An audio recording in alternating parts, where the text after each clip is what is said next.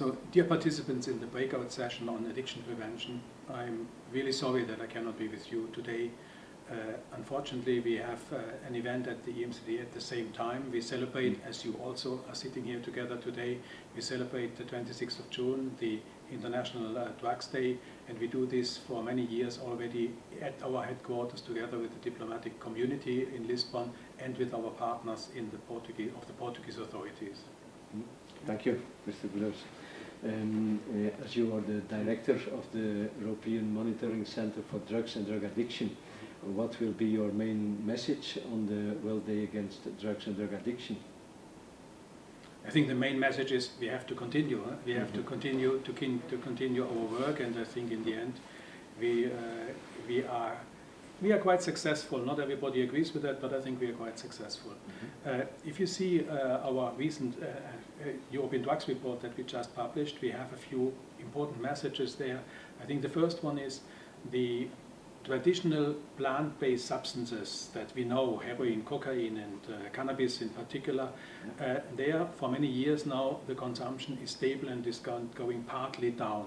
I think this is a very good message, and we have success here, and this is the success of the different demand reduction measures, prevention, treatment, harm reduction measures, but it's also the success of the law enforcement efforts, the targeted law enforcement actions that help. But having said this, there's also the other side of the coin, and the other side of the coin says particularly the markets and the consumption in stimulants or of stimulants is going into many directions. It's becoming more dynamic, it's becoming more challenging.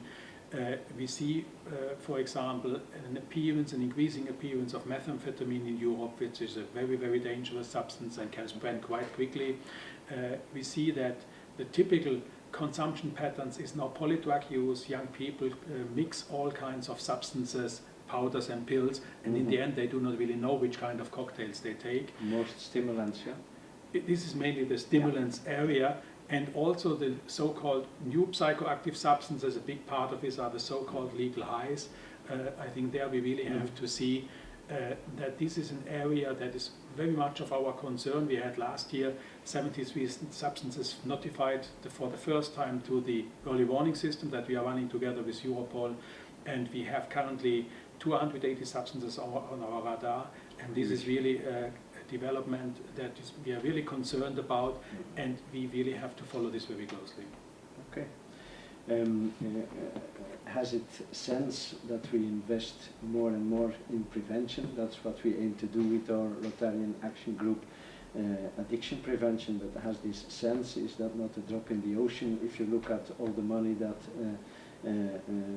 mafiosi can invest in selling the drugs and spreading it?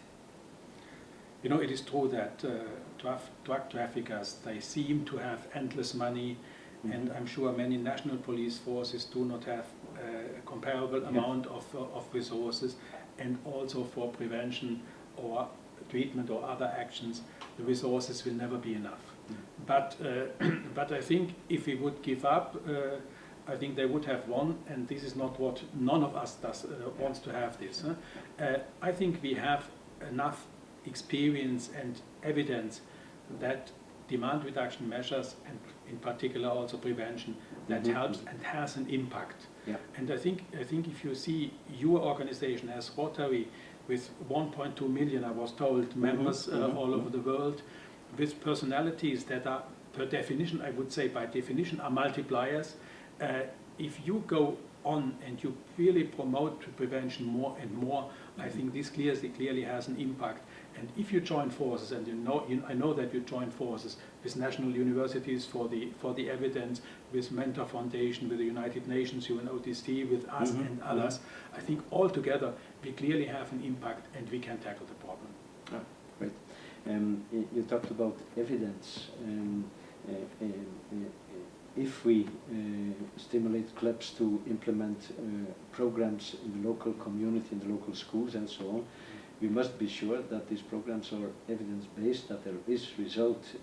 Is there enough evaluation, is there enough research on evidence-based programs?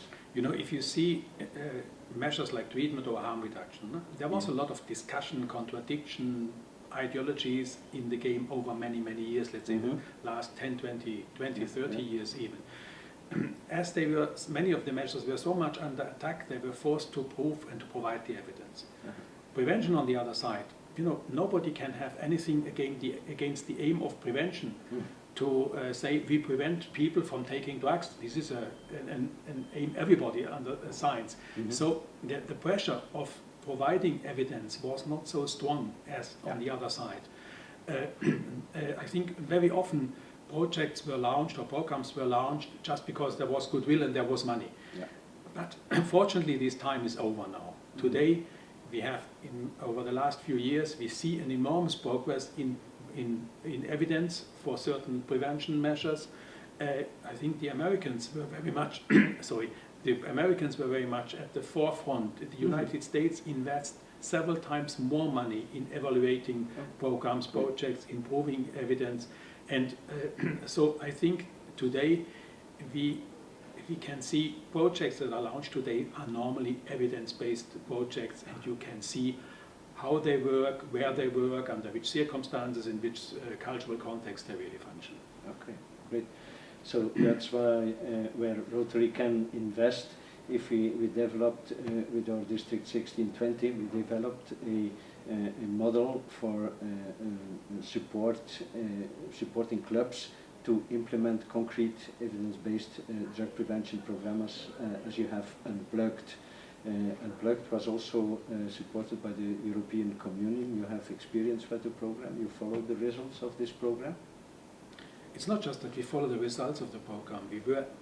We participate in the initiation, in the development of the program, in the implementation, in the evaluation of the program. So we have a lot of experience with Unplugged, and this is a typical evidence-based project. This has shown that it works in different European contexts, in different European cultural domains, but it's now, I think, 10 or more than 10 years old, the project. In the meantime, it was more tested, it was more implemented, also beyond Europe, and there is proven effectiveness, it's effective, there's proven evidence that Unplugged works, and I think I can only congratulate the Mentor, not the Mentor Foundation, but Rotary, to choose such a project where the evidence is clearly there, and to promote it, to disseminate it, and we are happy about this, and if we can be of any help, we would be most happy to be involved.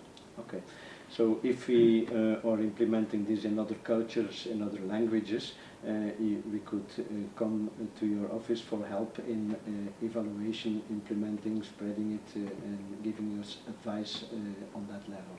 Absolutely, as long as we understand the language. Yeah, that's a problem.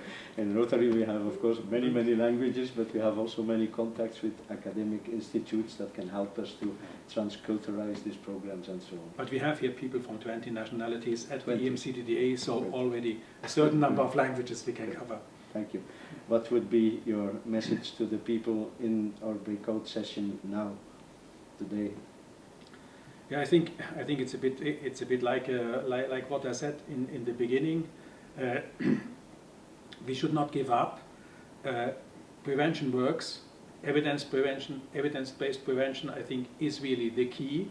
And we have, by the way, just published last week on our website a study that shows American, US projects that were implemented in Europe, adapted and implemented in Europe. And I think there you can get inspired even by other projects, not just by Unplugged, which is an important one, but there are other ones. And as I said earlier, the American experience is really a key experience for us. I think the point is really never give up and work together. I think that's it. We will do that. Thank you. Thank you very much.